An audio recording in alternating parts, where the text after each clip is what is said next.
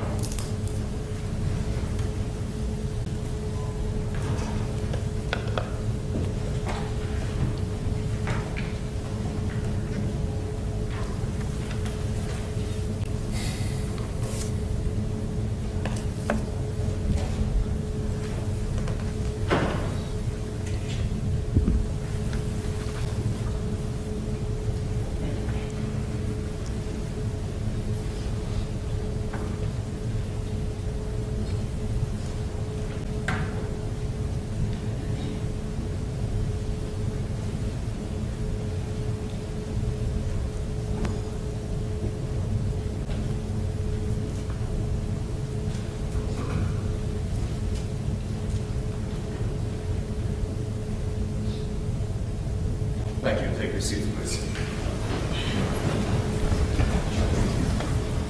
Mr. Day, you can commence with your closing arguments on behalf of the defendant. Thank you, Your Honor. May it please the court, counsel, ladies and gentlemen of the jury. Tai Chan is not guilty of first-degree murder. Tai Chan is not guilty of second-degree murder. Tai Chan is not guilty of voluntary manslaughter. Tai Chan acted in self-defense on that night in October 2014. I want to show you the most important photograph that I think you're going to see for a while to come. This is a picture of the Constitution of the United States, and it's not a very long document. But what this is a barrier for the people of the United States as a protection against a government that makes mistakes, a government that gets things wrong, a government that, if we're not careful, convicts people of crimes that they didn't commit, especially when they act to defend their own lives. You do what it takes to save your life. You do what it takes to preserve your life. We are entitled in this state, in this county, in this country, to defend ourselves. The judge read us the instructions, and the instructions in this case are the law. They are the rules that you will follow in the jury room when you are deliberating. And the instructions in this case say, in New Mexico, you may stand your ground when you are attacked. You may use self-defense if you are perceiving a deadly threat. That's what, in essence, this country is founded on. The idea that you don't have to be a victim. You don't have to roll over. You don't have to let someone victimize you. You can defend yourself.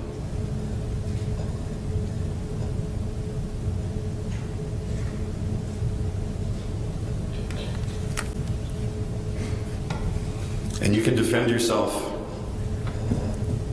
even if that means, sadly and tragically, shooting somebody else to save your own life. And that's the law. And you know the facts of this case. And in a moment, I'm going to go over with you in detail in a way that the lawyers for the district attorney's office did not, and we're going to cover the things that they did not cover. Because what they have presented to you are what we call these days alternative facts or fake facts. And there are things they don't want you to look at.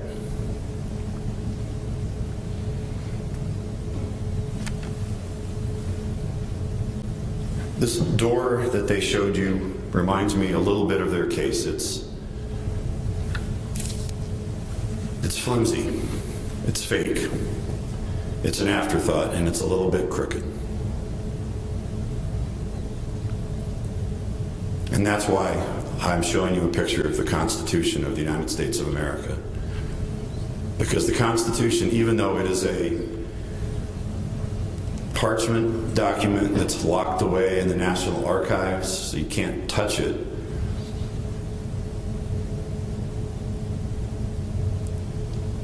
you're getting to use it today. You're getting to apply it today. You're getting to take it out of that vault that it's sealed in and look at it and read it and say, this is what is saving us from a government, a bureaucracy, some bureaucrats, some lawyers, some maybe police officers who didn't do what they could have done, from imposing an injustice on a man who did what he was trained to do, a man who acted to save his life, a man who is not any different from the first responders in this country, not any different from the soldiers and the airmen and women and the sailors and the Coast Guards people who are trained. We spend money and time training these people, and we say, go do your duty. But do we get to choose when we are going to have to defend ourselves against a deadly threat, against a danger that could take our lives? Are we the ones who get to choose that moment? It would be nice if every self-defense situation involved a nice sunny day outside near a park with lots of people watching and video cameras going. That would be perfect. That would be just perfect. If you are facing a deadly threat, when that moment comes, we don't know when that's going to come, but what do we do? If you are one of those first responders, if you're one of those soldiers, if you're one of those sailors, if you're one of those airmen or women in the Air Force, if you're one of those Coast Guards people, you do what you're trained to do, and that's what we want as a country. We ask you to act in accordance with your training. And when you combine that with a moment in time when you have to defend your life,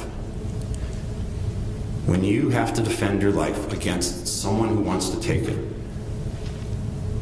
you don't get to say, I wish it was a sunny day and there were lots of people around. I wish it was in a park. I wish it was some other place. And that's the point. We don't get to choose those moments because they are chosen for us. When Jeremy Martin fired his shot at Tai Chan did not choose that moment. That was in the hands of Jeremy Martin. For whatever reason. For whatever reason, he was agitated, he was nervous, he was angry, he was upset that night, and you heard the witnesses, and the state just ignored them in their closing. But you know the witnesses who observed the behavior and observed the words of Jeremy Martin. He chose that moment. Tai Chan didn't. Tai Chan reacted to save his life in accordance with his training. So we don't get to choose the moments when we defend ourselves. But God help us, when that moment comes, we better know what we're doing. We better know how to defend ourselves. If you are given that opportunity, if you are given that moment, we better react in a way that lets us go home.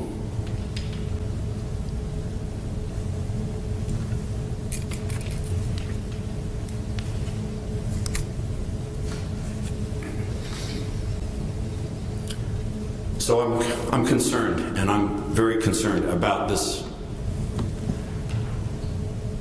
lawyers and bureaucrats from a state government office who say, if you choose to defend yourself and you tragically have to take the life of another person because it's your life or his, we're going to come back and say, oh, you committed first-degree murder. Or, well, we're not sure about that, but here's second-degree murder. Or, okay, if it's not second-degree murder, it's voluntary manslaughter.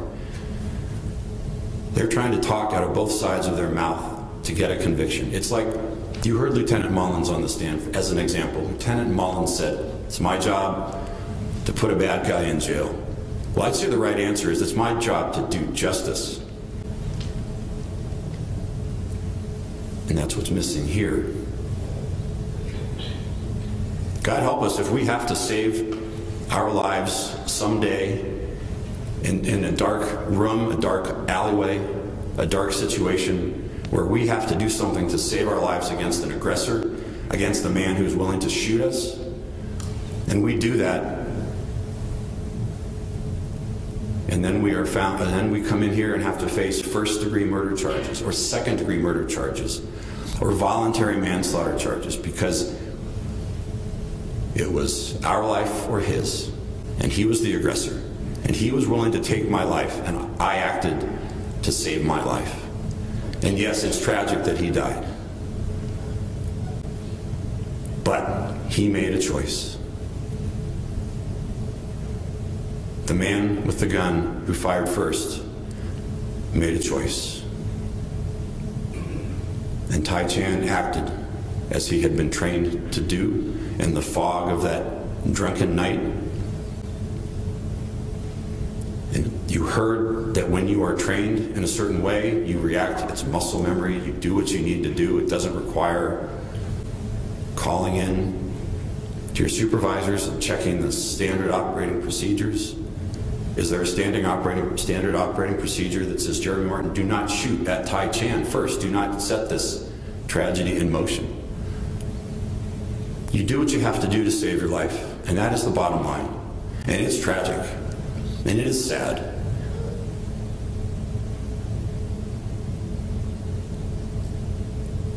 But if our neighbors don't do that, if our neighbors let themselves be victimized by someone, then God help us. In this state, we are allowed to stand our ground. In this state, we are allowed to defend ourselves. It's that one moment in time that you hope never comes. But if it comes, how will you react? Will you let yourself be a victim of a bully who's been drinking, who's been picking at someone, who's angry? Will you let yourself be a victim of that person, or will you be able to stand up and say, I'm going home to my family, I'm going home to my community?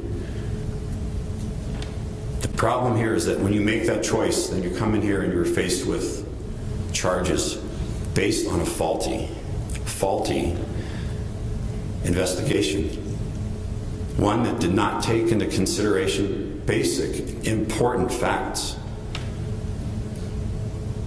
The best example I can give you right now is they brought in, and you just heard this from the prosecutor, that their expert was this Mr. Foster, who said a lot of things that we totally agree with.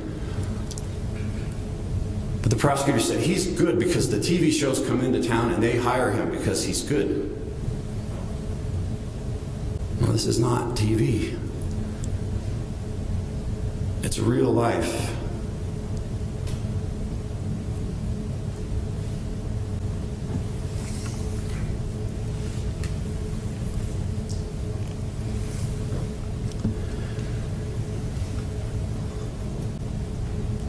I want to go through the facts now with you and go over the things that we've talked about. And these are not the alternative facts or the fake facts that the state wants you to pay attention to. These are all the facts. These are not the things they want to gloss over and hope that you don't pay attention to because it hurts their case. And again, I would pay very close attention to the things that they are attacking most severely, because those are the things they're most concerned about.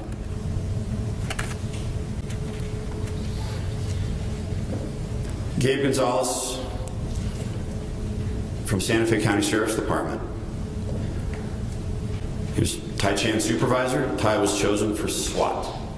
Tai had no disciplinary actions. He had received the self-defense and defensive tactics at the police academy.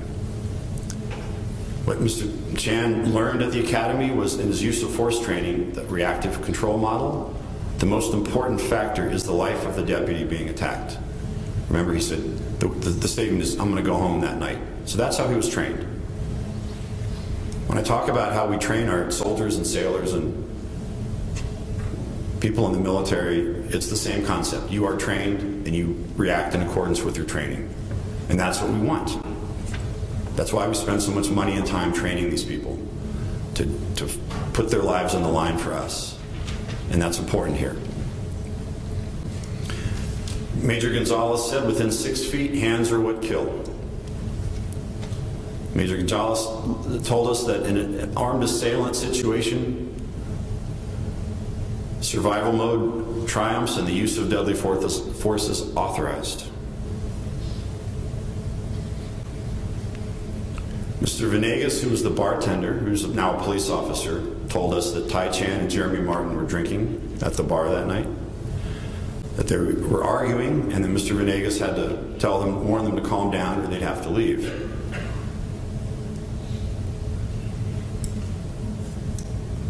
We heard the statement from Tai to Jeremy. This is the line of me being, and these are the words they used, so, of me being an asshole, and this is the line of you being an asshole, and I'm not. This is you being an asshole, and that is Tai to Jeremy. And again, that was unchallenged by the state. They did not challenge that statement. They did not bring in anyone to say that didn't happen. Mr. Venegas tells us the two shook hands and were fine, and Mr. Venegas told detectives that everyone was smiling when they left. Ms. Janes, Nicole Janes, she was sober, wasn't drinking. She drove Tai and Jeremy Martin to the hotel Encanto. She saw the argument at Dublin's and never got physical. To her, Mr. Chan appeared intoxicated. She observed Tai Chan and Jeremy Martin talking about their work. And she observed that Jeremy Martin appeared upset by what Tai Chan said.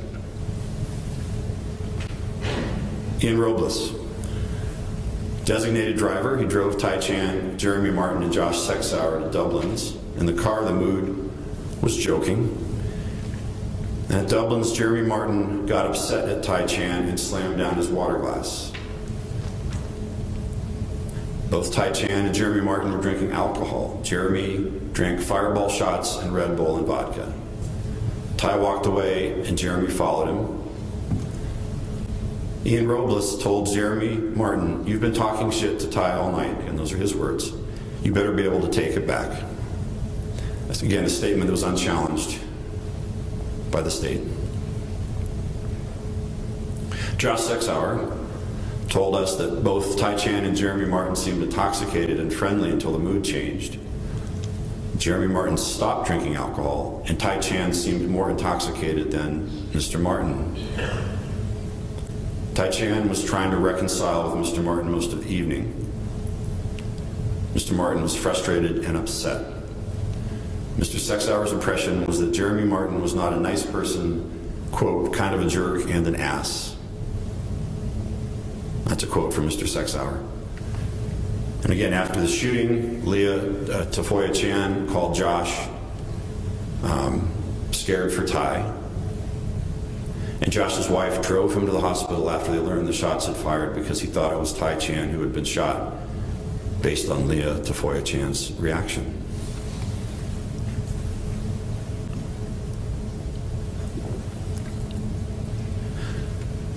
This next slide, I would say, shows us a video, a still capture from the video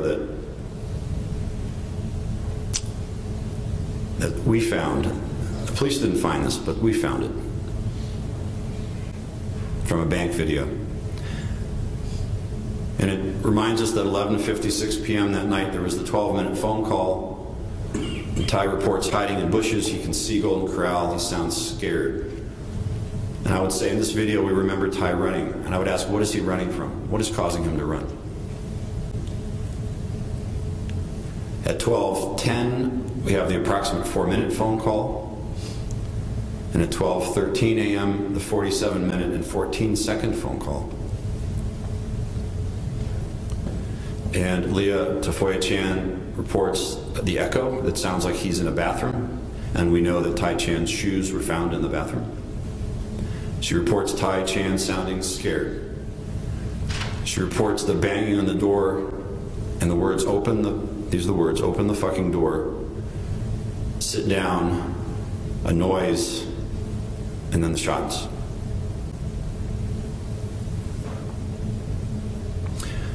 This next witness we heard from Robert Miller, who was the front desk clerk at the hotel. He reminds us that Jeremy Martin was very determined looking for Tai Chan at about 11:49 p.m. He also said Jeremy Martin was frantically looking for Tai Chan. And third, he says Jeremy Martin was in an anxious kind of way, and Mr. Miller's words, his own words, unchallenged by the state, unchallenged by the prosecutors, was that Mr. Martin nervously took off.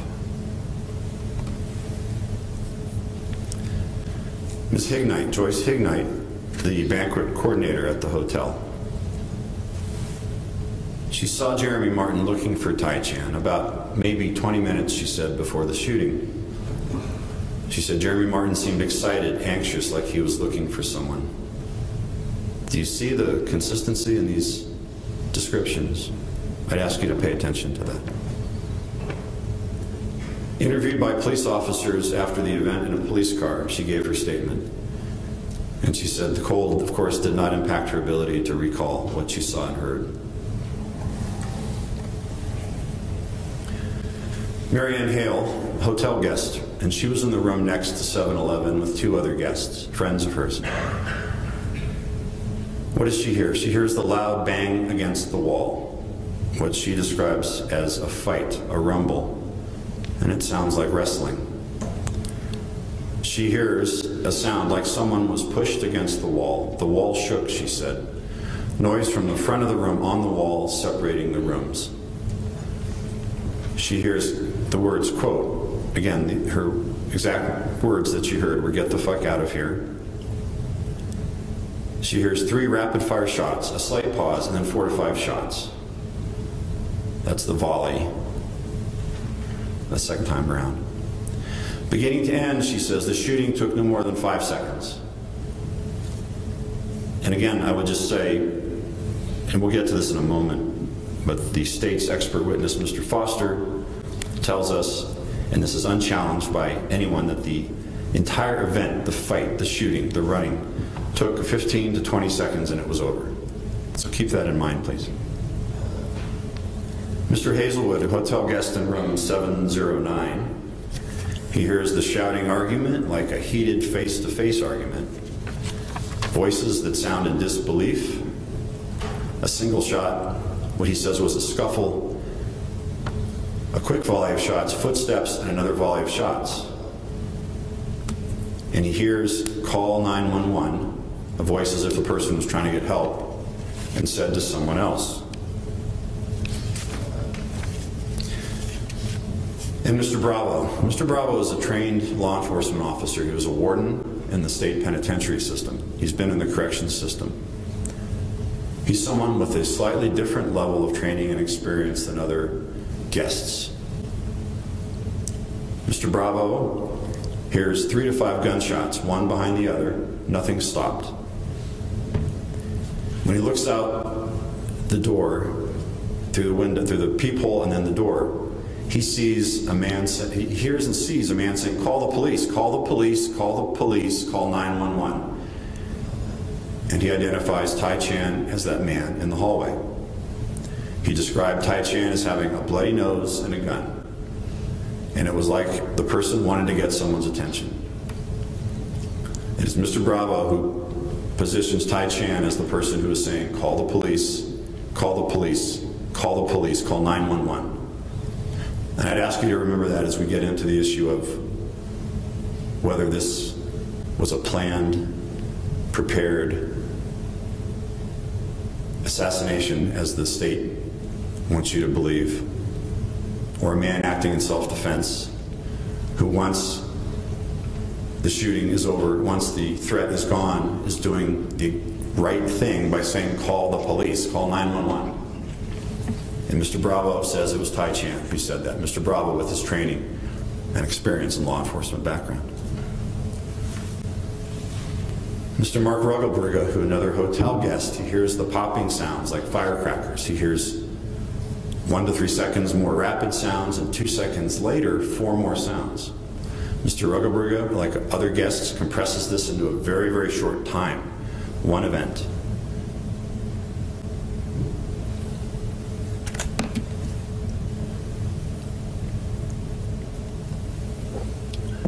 Ms. Desronallo, who is the hotel guest from Kansas, she's in room 715.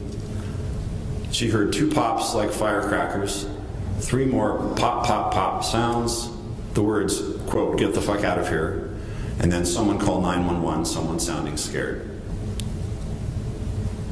I ask you to remember her testimony in conjunction with Mr. Bravo's unchallenged testimony also. Mr. Brody Blaine, he's the pecan farmer from California, also a hotel guest. He hears the gunshots, 2 or 3, then a few more, then call the police.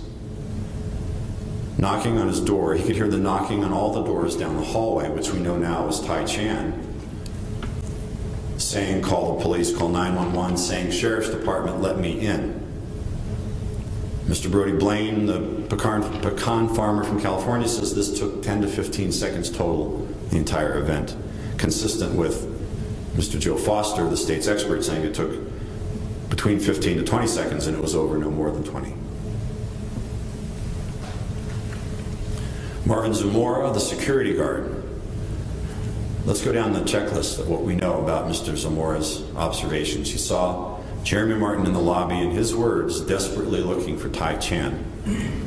The 2 men were arguing about something when they were walking back inside. Mr. Zamora, his exact words, Chan was taking it and Jeremy Martin was more aggressive. Mr. Zamora observed Mr. Martin had his arm around Chan, grabbed him by the neck.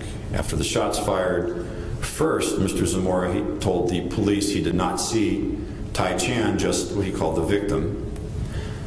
Now Mr. Zamora claims, after all this time, he didn't mention seeing Tai Chan to police on the scene or in his statement that he wrote to his employer because he wanted to get out of there.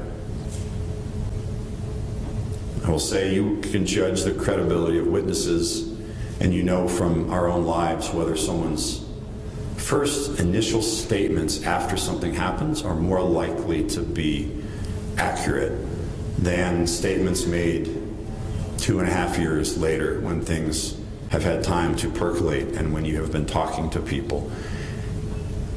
And that's what we know from our daily lives. When Marvin Zamora claims to have seen Tai Chan, he did not see him take any additional movement toward Jeremy Martin, he said, in the hallway. He cannot recall Mr. Chan's demeanor or describe his condition or his clothing now. He did tell us he met with the district attorney prior to testifying and reviewed transcripts. He did tell us he saw Mr. Chan in the newspaper. Marvin Zamora says he was not able to see who fired the gun. Mr. Corral, who was the off-duty security guard that night at the hotel, heard 2 voices and a loud noise. This happened really fast, he said. This happened within seconds. Mr. Corral got up and took off running to the left by the stairway.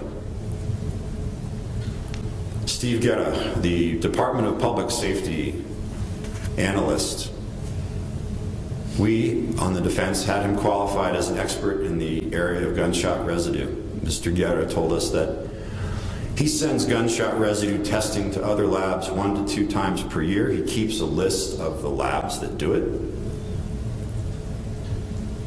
It's an easy action to accomplish, he said, because there's a list and he just says, here, call this lab, write to this lab. Mr. Guerra told us that there was gunshot residue on the sleeve of the shirt and the front knee of Mr. Jeremy Martin. He also told us that Jeremy Martin's hands were not tested for gunshot residue. And finally, he could not say if Mr. Martin was facing Tai Chan or not.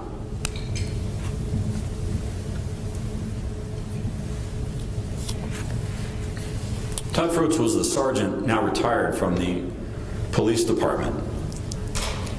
In front of you is a photograph of his testimony prepared by the court reporter.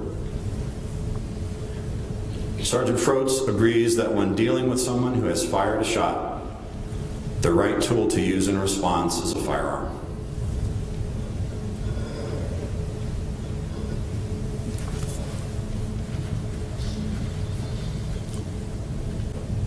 Sergeant Froats also tells us that when they were desperately trying to load Mr. Martin into a police car, they accidentally dropped him in the tablecloth, which could, we believe, explain any lacerations on his head.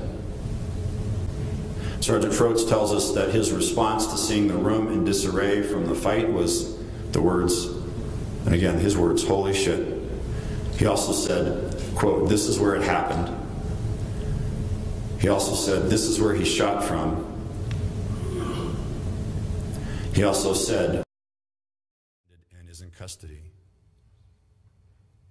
He doesn't know what evidence is in the hotel. He doesn't know 2.5 years later what people are going to testify to about reconstructions and bullet trajectories and shell casings found and shots on a wall and DNA tested or not tested, or blood tested and not tested, and guns examined and not examined. He doesn't know that when he makes the statement. He shot at me first, he tried to kill me. He doesn't know any of that. All he knows is he's telling the truth to the police officers. He doesn't know that 2.5 years later, and all these witnesses and all the testimony and all the evidence tested and not tested, and the results of the evidence, he doesn't know that. And what you know is that his statement to the police in the moments after the shooting, when he's outside the hotel in the police car and a tape recorder is running, is what happened. And 2.5 years later, you know what evidence supports that. With the benefit of time, with the benefit of witnesses, not with the benefit of a good investigation. That we know for sure.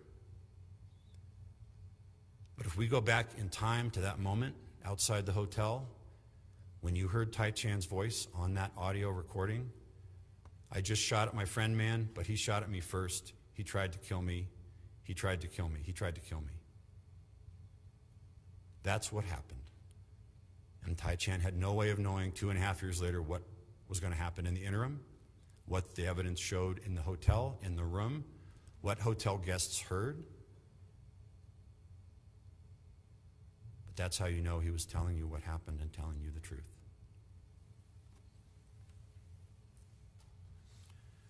Lieutenant Casey Mullins was in charge of all the detectives. He tells us that the crime scene was a difficult one, and out of an ordinary case.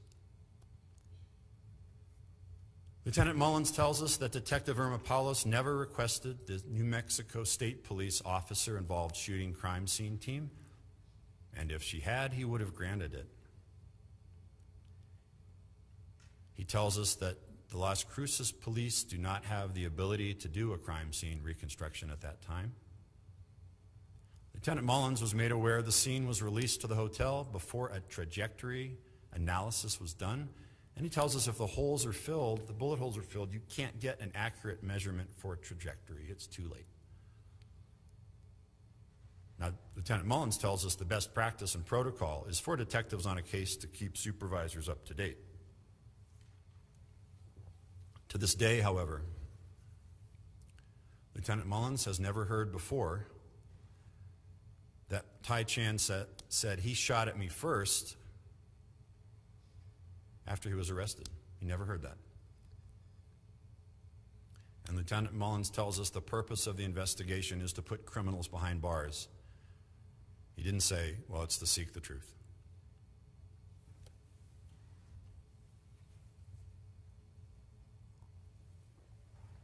Detective Irma Paulos, lead detective on the case. She incorrectly and inaccurately told the grand jury, 12 people sitting in a room, that Mr. Chan had not made any statements about self-defense when, in fact, as we know now, he had several times. Detective Paulus told us that she failed to send important items to the labs for testing. Detective Paulus told us the decision to arrest Mr. Chan and charge him was made before she had DNA evidence showing it was his blood on that comforter. It was months and months later,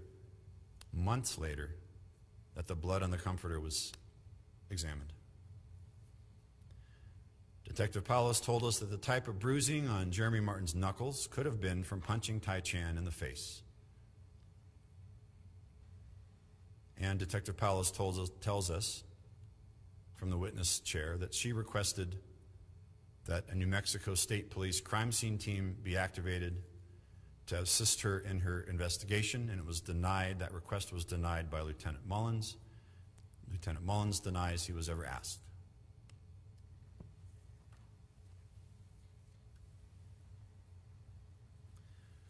Ms. Sandhu Kurmer, the DNA analyst from the New Mexico Department of Public Safety, came in. She did the state's DNA testing in this case, but I will remind you that the prosecutors did not call her to testify. We did.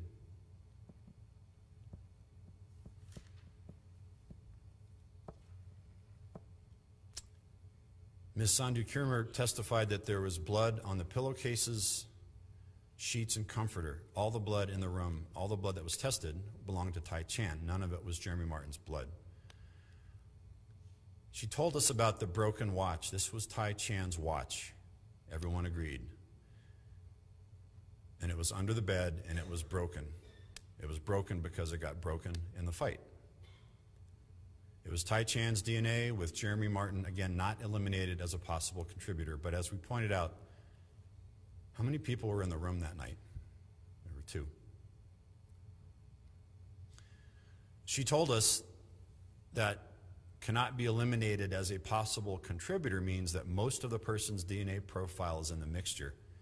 And she gave us that example, which I think is really good. It's about the 2 radio stations, and one comes in really clearly, and that's the person whose DNA you know is on there. And one comes in, but it's a little less clear, and that's the person who can't be eliminated as a possible contributor. And I think that's a good analysis, a good example. Again, on Mr. Chan's jeans, on his pants, Tai Chan's DNA was on there with Jeremy Martin not eliminated as a possible contributor. And again, she was given only 2 Glock handguns to test. She was not asked to test Jeremy Martin's holdout gun.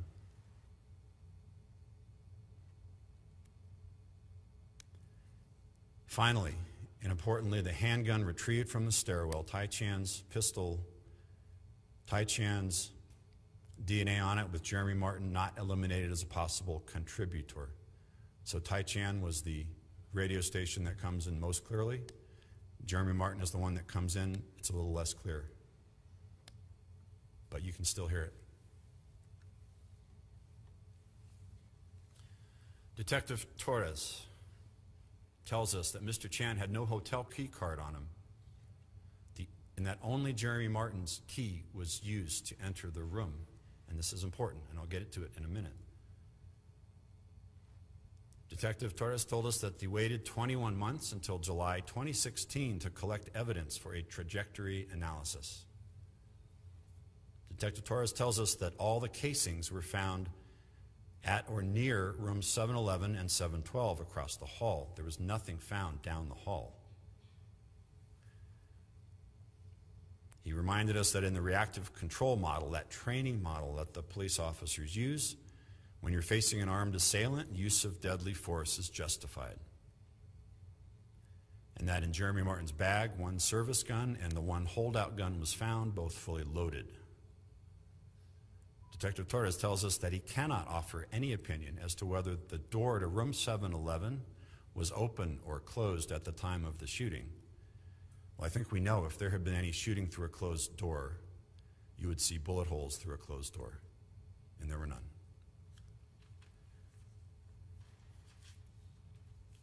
The detective agrees that having the New Mexico State Police crime scene team would have been beneficial as additional resources and could have helped.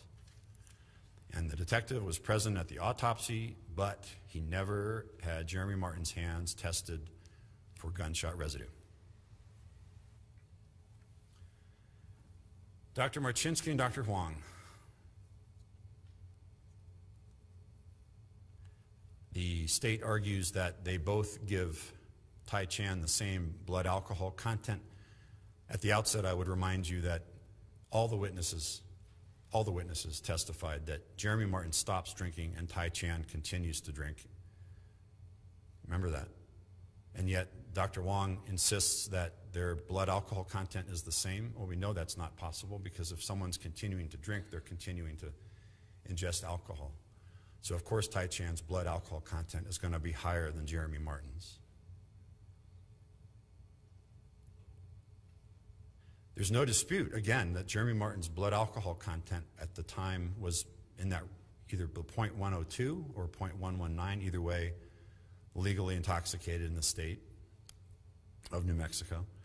Dr. Marchinsky estimated Tai Chan's blood alcohol content at the time of the shooting in a range of 0.21 to 0.27. Dr. Huang offers different variables to estimate a blood alcohol content for Tai Chan of 0.13 before an additional 20% reduction, and he told us that he was making a lot of assumptions, including the assumption that Tai Chan was a heavy drinker based on the fact that both these men were drinking after work, not based on anything other than that. No history, no testimony, no investigation. Dr. Huang, importantly, does not dispute Dr. Marchinsky's formula or her testimony on energy drinks and alcohol, and it was undisputed that she is, if not the leading expert, then one of the leading experts in the country on this issue. She's caused changes in the federal government's labeling of energy drinks.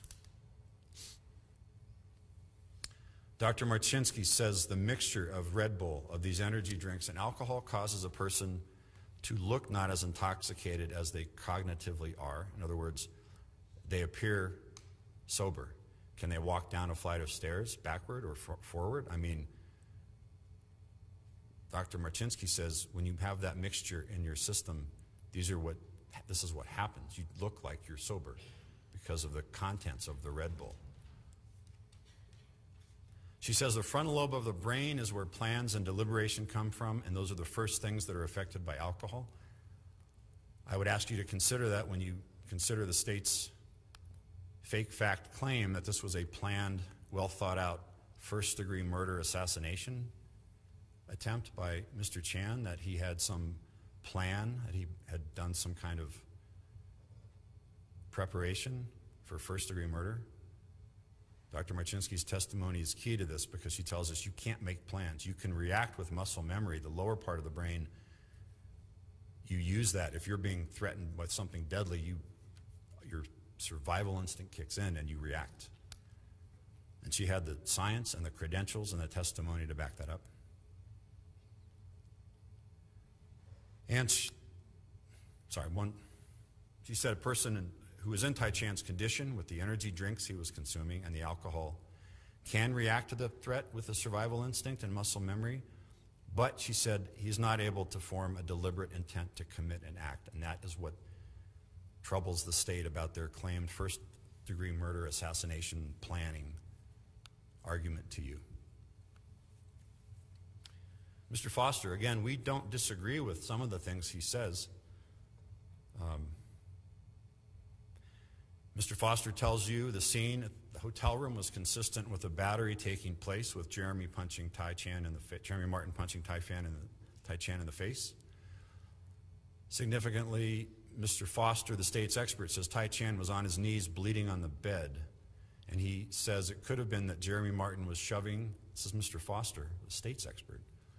Jeremy Martin was shoving Tai Chan's bloody face into the bed. That explains the pattern of Mr. Chan's blood on the sheets, and we know this is the equivalent of someone trying to suffocate somebody. Mr. Foster says Tai Chan was not pursuing Jeremy Martin down the hall. Mr. Foster importantly says shot number 1 in the ceiling was when both Tai Chan and Jeremy Martin were fighting for control of the gun. This is the state's own expert who says that's when that shot took place. And that's when self-defense was triggered.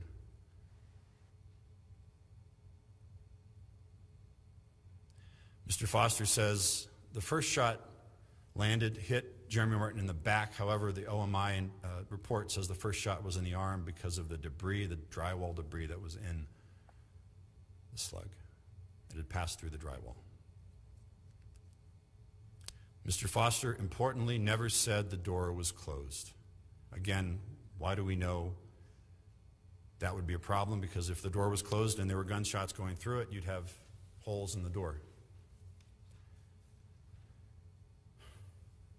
In the state, the prosecutors attempted to get Mr. Foster qualified as an expert witness in the use of force. And they tried, but interestingly and significantly, they couldn't.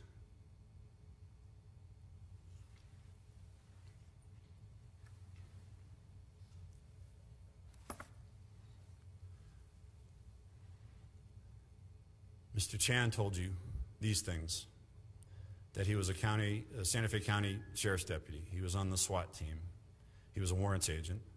During the transport, Jeremy Martin joked about shooting the prisoner, William Chapman, they were transporting.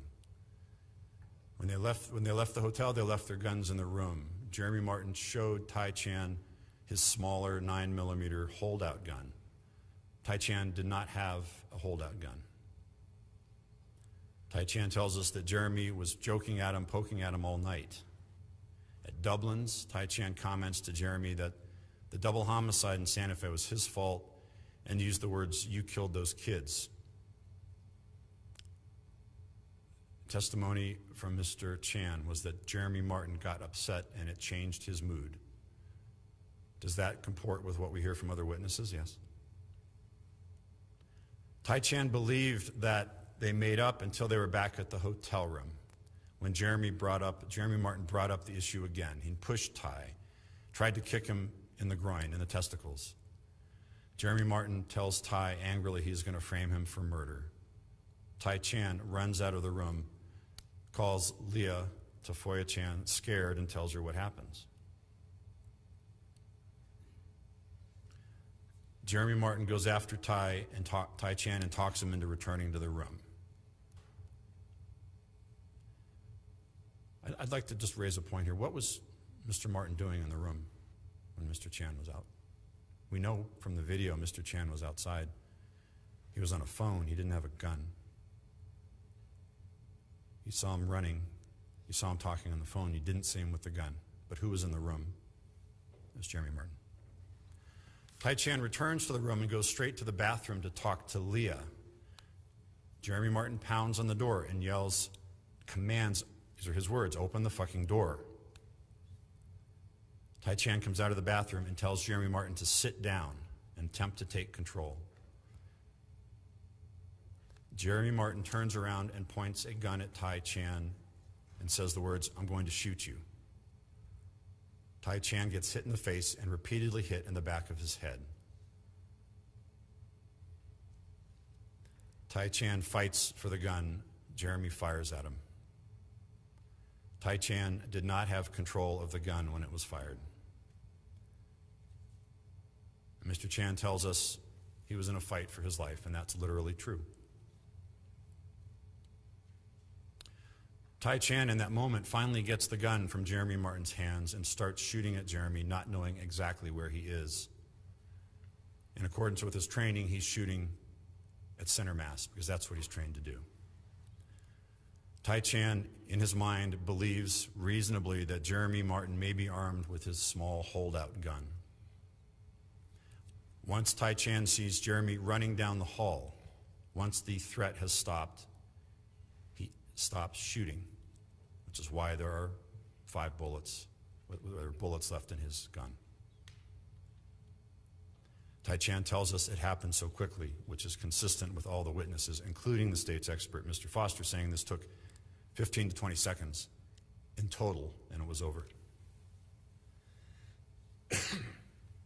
Tai Chan starts knocking on doors, yelling out, "Call 911, call 911, call the police and sheriff's department to get help and seek cover from Jeremy." The state's argument that this was a well-planned, well-thought-out assassination attempt does not match with the actions of Tai Chan because he's trying to get help. When nobody answers, Tai Chan runs into the stairwell and tries to open the roof latch. Tai Chan at that point is posted in the stairwell, hiding from Jeremy with a gun in his hands, shaking. Once he hears the police officers coming up the stairwell, he yells out consistently, which you heard, to identify himself and let them know where he was. He tries to warn the officers in that haze that there is a threat in the building. You know he's fixated, according to Officer Bainey, on the doorway. Tai Chan says he had to shoot his friend, but that his friend shot at him first and that he was scared for his life.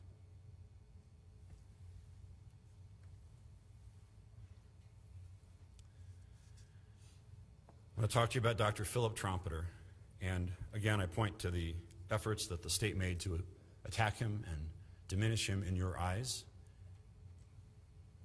And they brought Mr. Foster to attempt to get him qualified as an expert witness in these areas, but they couldn't do it. And the fact is that they've had 2.5 years that this case has been pending to scour the state, the country, and the world to find someone to come in here to match what Dr. Trompeter said.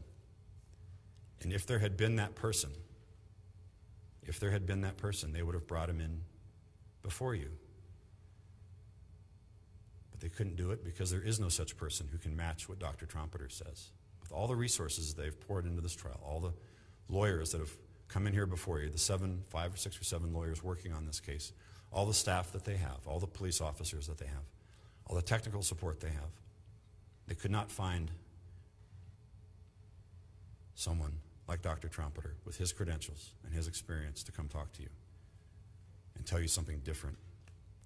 Dr. Trompeter is a psychologist. He's an expert in police psychology and forensic psychology. He works with district attorneys' offices many times. He works with police agencies. He's a reserve police officer. He's published the scholarly articles he told you about. He teaches. He's one of 72 board-certified police psychologists in this country. And in the trial, in his testimony to you, he offered you 7 expert opinions that were unrebutted, in other words, unchallenged by the state. Number 1, officers after shootings go through perceptual distortions. They report don't hearing sounds or know the count of the numbers of rounds that they fired. And there's his testimony highlighted right there. Number 2, when there is an immediate danger to an officer's life, police officers are trained to fire as rapidly as they can, on average 4 rounds per second.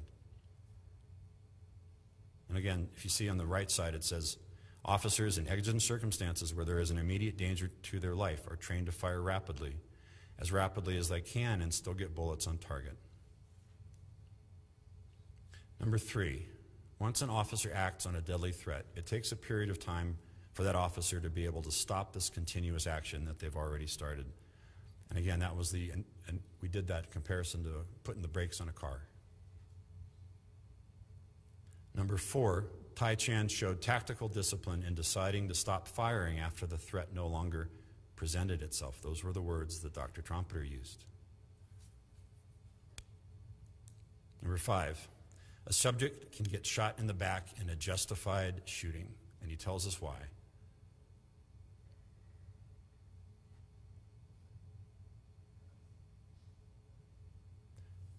Number 6,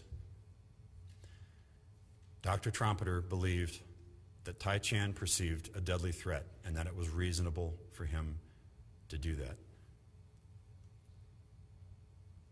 Number 7, Tai Chan's actions that night in the hotel in responding to the deadly threat are consistent with how an officer will generally respond to a threat like that. His answer was, when my question was, do you believe that Tai Chan acted in accordance with his training as a police officer in responding to that deadly threat?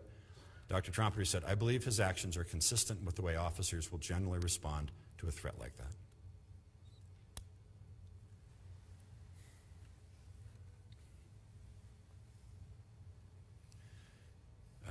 In the district attorney's opening statement, he promised you some things.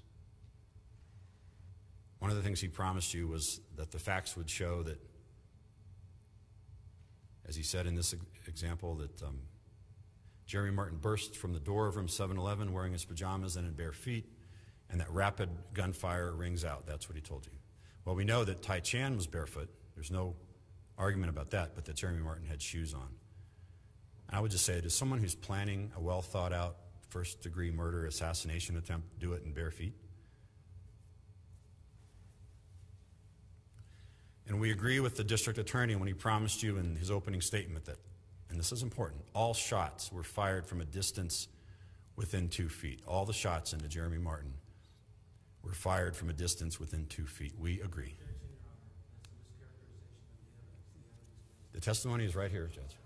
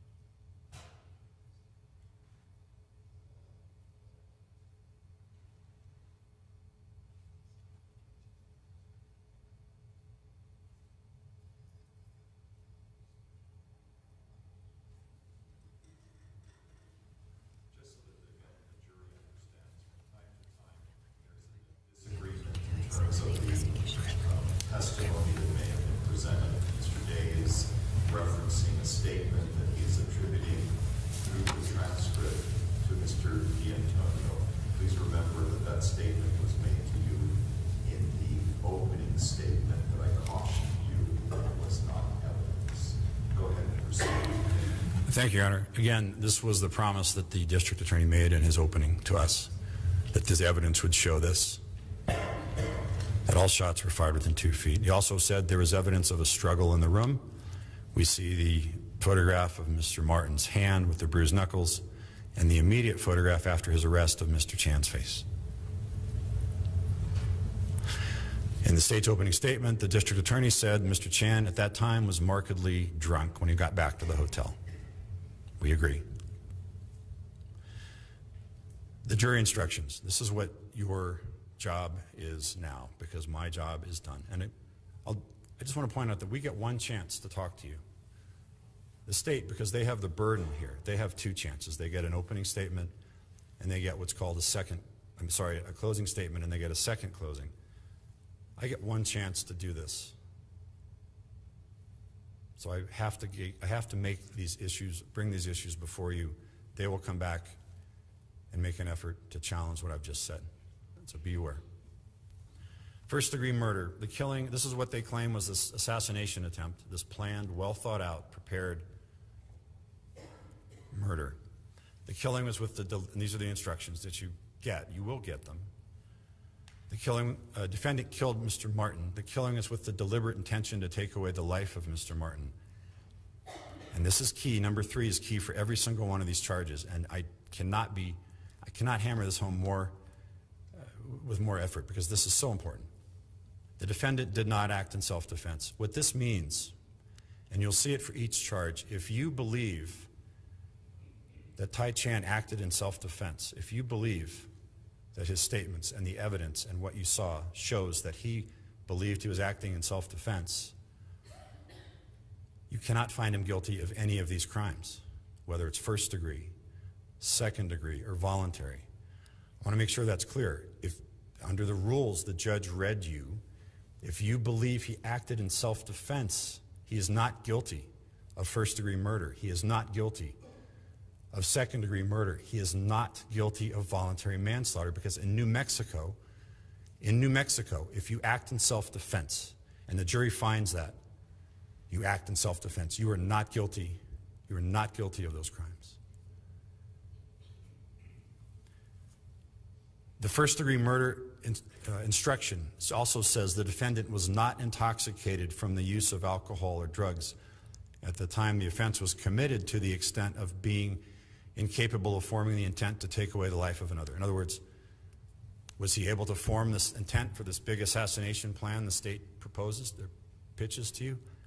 Well, all we have to do is listen to Dr. Marczynski with her credentials and her experience. She says, no, you can't make plans. You just react. And you can react because that's what as human beings, that's what we do. The lower brain function kicks in, muscle memory kicks in, and we can defend ourselves. But we're not making plans like a planned out first-degree murder, a planned out assassination attempt, as the state would pitch to you. You have the deliberate intention instruction. Again, you will have these instructions with you when you deliberate. Deliberate intention means arrived at as a result of careful thought and the weighing of the consideration for and against the action.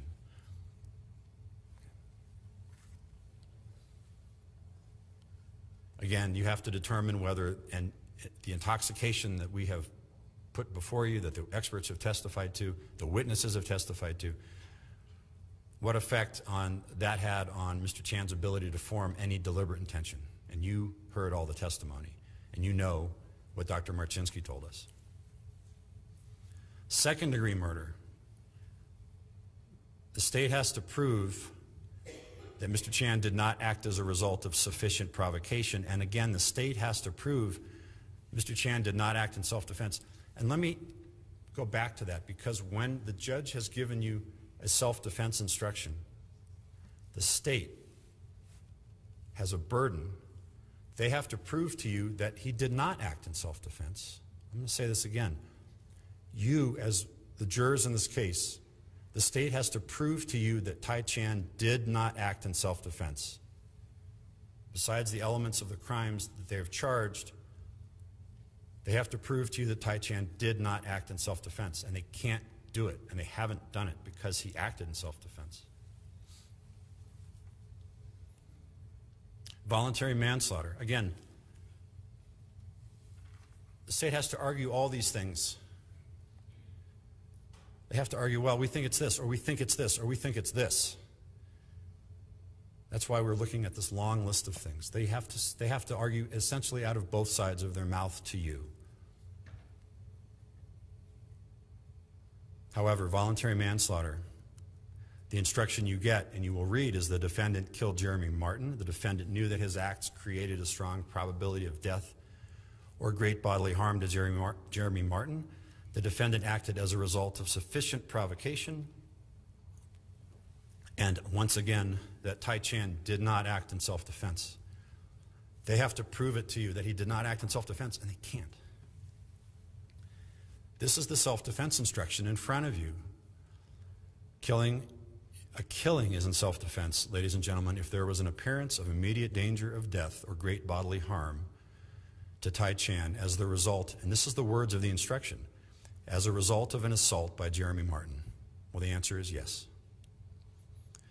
Number two, the defendant was in fact put in fear. Tai Chan was put in fear of the apparent danger of immediate death or great bodily harm and killed Jeremy Martin because of that fear. Yes, that's this case. A reasonable person in the same circumstances as the defendant would have acted as the defendant did. Remember what Dr. Trompeter said. He was acting in spite of the alcohol and the Red Bull, in spite of the haze, because he had been hit in the face, because he had been shot at, because he had been kicked in the groin. All those things were facts in this case. Dr. Trompeter said he was acting as a reasonable police officer was trained to do. He was acting in accordance with his training to take out the threat to his life. And this is what I started with. You don't need to retreat. The law in New Mexico, the law you have in your instructions, the law you will take back in the jury room with you, and please pay attention to this because it's the one that on a nice sunny day, yeah, it's nice if that's the day your self-defense, your self-preservation moment comes up, your number comes up, but it still applies if it's a hotel room in October of 2014 and it's dark and you've been drinking. A person who is threatened with an attack need not retreat. In the exercise of his right of self-defense, he may stand his ground and defend himself.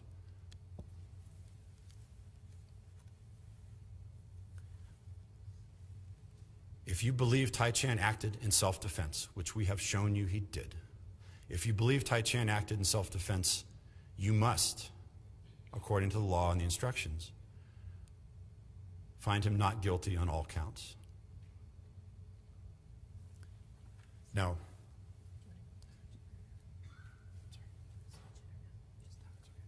you're going to get jury, what are called verdict forms, and the judge has them. You'll get to look at them.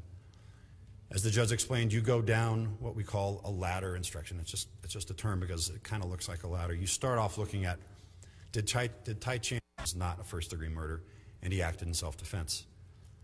So once you consider that it's not first-degree murder, you will go down and look at second-degree murder. And I tell you that when you do that, you will also note that because this was a self-defense case and Tai Chan acted in self-defense, you will find him not guilty of second-degree murder. And you will check that box, not guilty.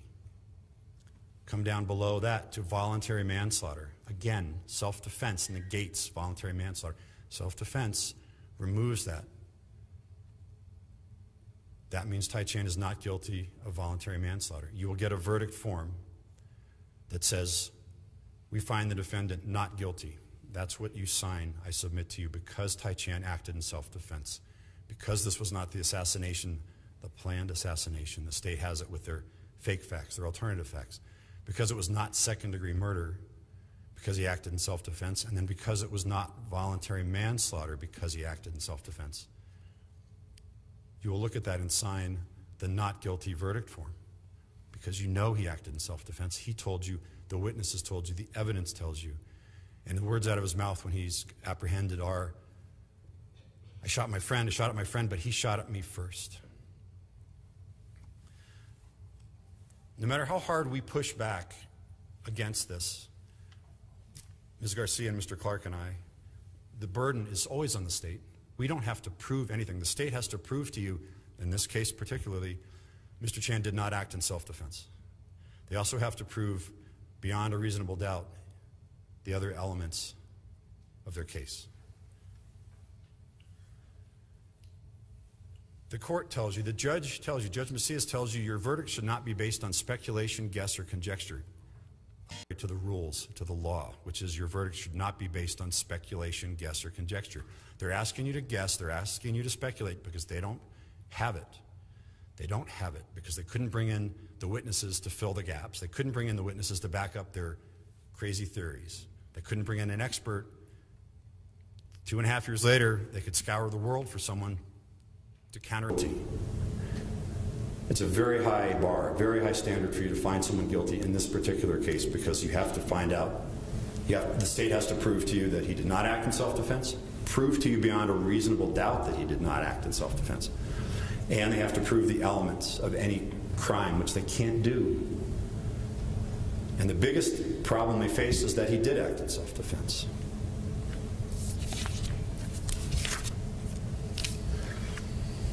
Well, my job's done, and your job is about to start, and I don't get another chance to talk to you. I've been appearing in juries, in front of juries in the state for 25 years. And when I began, I had a... Go ahead.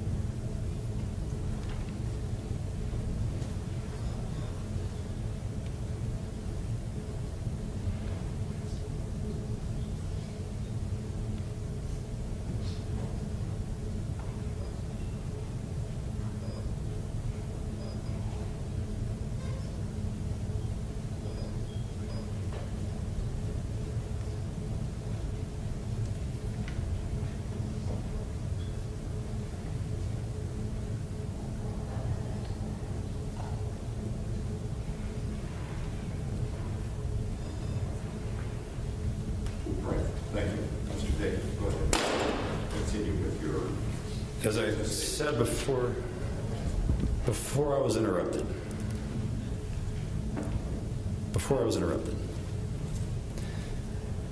I've been appearing in front of juries in New Mexico for 25 years, and when I began, I had a mentor, and he was sort of this good old boy lawyer from Clayton and Raton, who wound up as a district judge up there. His name was John Paternoster. And in his last case as a lawyer, as a defense lawyer, he was representing an innocent man in Clayton, New Mexico, who had been charged in a murder case. And the jury came back and found that man not guilty. And I admired John beyond belief, and he was the man who I wanted to model myself after as a young lawyer. And the last statement he read to the jurors, that last case, before he stopped talking and sat down, at the time I didn't know where he got it. I liked it. I wrote it down. And what he told the jurors was this. He said, "Our courts are a living and working reality. A court is no better than each of you sitting before me on this jury. And a jury is only as sound as the men and women who make it up." John went on, "I believe you will review without passion the evidence you've had, come to a decision, and in this case, restore the defendant to his family. In the name of God, do your duty." And those words apply here. In the name of God, restore Tai Chan to his family. Thank you. Thank you, Mr. King.